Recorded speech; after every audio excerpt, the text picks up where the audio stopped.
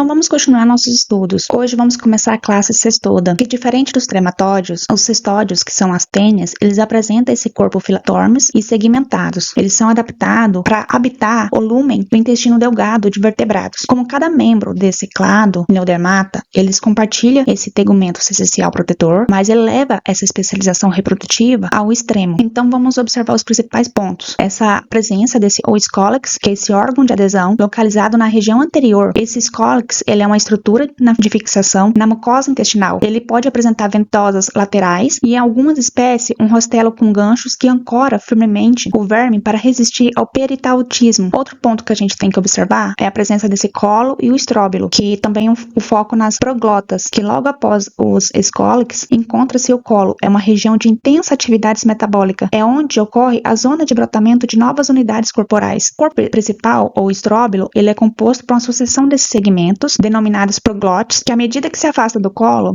as proglotes amadurecem, as imaturas estão mais próximas à cabeça, e as maduras possuem órgãos reprodutores funcionais no centro, e as grávidas, que essas cheias de ovos, situam-se nessa extremidade distal. Então, qual a estratégia reprodutiva dessa classe? Cada proglote madura é uma unidade hermafrodita completa. Ela permite a autofecundação entre os segmentos ou dentro do mesmo segmento, o que resulta em uma fecundidade extrema. Analisem que a perda evolutiva do sistema digestório no cestoda, que ao contrário dos trematodas, eles animais, ele absorve nutrientes diretamente do tegumento através desses microtríqueos, que são essas expansões citoplasmáticas que aumentam a área de absorção. A biologia desse estróbilo, ela é fundamental para entender o tratamento de teanises. Farmacologicamente, drogas como niclosamida atuam especificamente inibindo a fosforilação oxidativa no escólex e nos segmentos cervicais. Então, se o escólex não for eliminado ou destruído, o colo vai continuar a produzir novas proglotes, levando à recorrência dessa infecção. Farmacologicamente, deve-se orientar que a cura só é confirmada com a expulsão da escólex nas fezes ou após um período sem eliminação de proglotes grávidas. Então, se a gente se perguntar de que maneira a ausência de um sistema digestório funcional em cestoda influenciou a evolução de uma outra estrutura do seu tegumento em comparação aos trematodas, que ainda possuem secos intestinais, acontece que os cestódios, eles dependem exclusivamente do tegumento para a nutrição. Eles desenvolveram esses microtríqueos que aumentam a superfície de contato com o quimo intestinal. Ele mimetiza as microvilosidades do intestino humano, enquanto os trematódios, eles utilizam o tegumento primariamente para proteção e excreção. Então, se a gente se perguntar farmacologicamente, hipoteticamente, por que, do ponto de vista terapêutico, a eliminação apenas das proglotes grávidas durante o tratamento não garante que o paciente esteja curado dessa parasitose? A resposta está justamente que o colo, a zona germinativa de crescimento, se o escólex e o colo permanecer fixo à parede intestinal, o verme se regenerar todo o estróbilo em poucas semanas, reiniciando a produção de proglotes e postura de ovos. Então, se a gente considerar que esse escólex ele serve apenas para fixação e não para alimentação, como a segmentação em proglotes beneficia essa estratégia reprodutiva do parasita em comparação aos trematodas que estudamos anteriormente? Se você reparar, essa segmentação ela permite que cada proglote ela funcione como unidade reprodutiva independente. Isso maximiza essa produção de ovos e permite que o parasita libere segmentos infectantes, que são essas proglotes grávidas, continuamente, sem comprometer a integridade e o resto do corpo fixado no hospedeiro.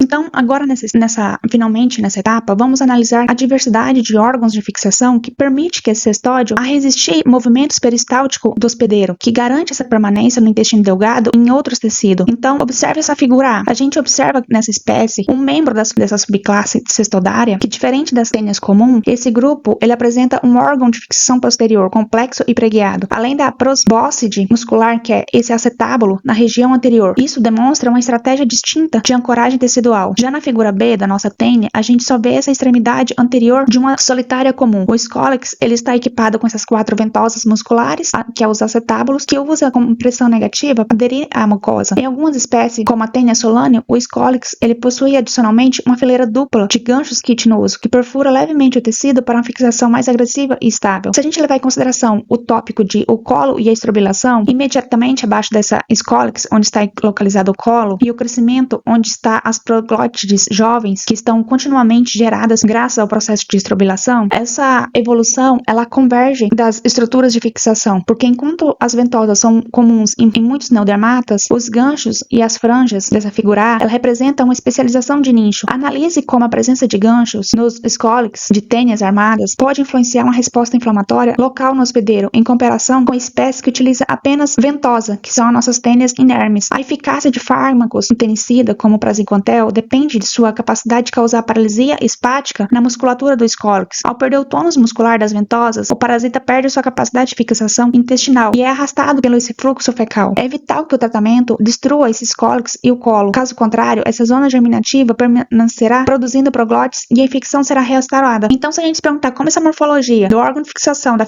figura A sugere uma adaptação a um ambiente de fixação diferente do escólex clássico, que é das tênias intestinais na figura B, acontece que o órgão posterior pregueado da A sugere uma fixação em superfícies mais amplas ou em cavidades onde a ancoragem por sucção simples, que é ventosa, seria insuficiente. Isso indica uma divergência evolutiva precoce dentro desse clado cestoda. Farmacologicamente, essa presença de gancho no escólex da imagem B torna o tratamento químico ou tratamento clínico e a remoção física do parasita potencialmente mais traumático para a mucosa intestinal do que no caso de parasitas inermes. Acontece que esses ganchos, ele promove uma fixação mecânica invasiva e essa penetração no tecido durante a eliminação do parasita paralisado por esse medicamento, a atração desse estróbilo pode causar microlesões e focos hemorrágicos na mucosa onde esses ganchos estavam ancorados. Gente, até a próxima aula!